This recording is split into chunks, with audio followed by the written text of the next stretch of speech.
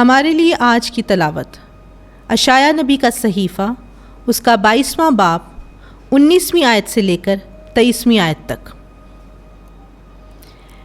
मैं तुझे तेरे मनसब से बरतरफ करूँगा और तू अपने दर्जा से नीचे को खींचा जाएगा। और उस रोज़ में अपने बंदे अलियाकीम बिन हल्किया को बुलाऊँगा और तेरी पोशाक उसे पहनाऊँगा और तेरा कमरबंद उसे बांधूँगा और तेरा अहद उसके हाथ में दूँगा और वो यरूशलेम के बाशिंदों और यहूदा के घराने का बाप होगा।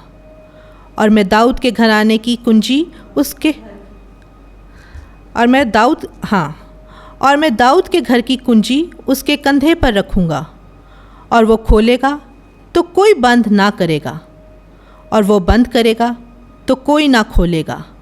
और मैं मेघ की मानिद उसे मजबूत जगह में कायम करूँगा, तो वो अपने बाप के घराने के लिए जलाल का तख्त होगा। खुदावंद के पाक कलाम के पढ़े और सुने जाने पर उसकी बरकत हो। खुदा का शुक्र हो।